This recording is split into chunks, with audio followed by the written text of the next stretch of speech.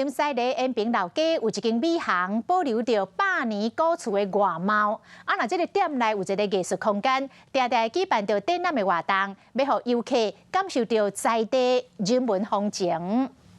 店门口红豆、绿豆等等的五谷产品看起来真特别。店内装潢设备嘛呈现出古早米店的风格，好经过游客拢想要入去参观。古色古香的呢，还有其老板娘在内底真的在做水。你看，我光是看这个就吸引我走进去。另外店内阁有一个艺术空间，会邀请艺术家来办展，让人客嘛会当欣赏到艺术作品，享受在地的人文风情。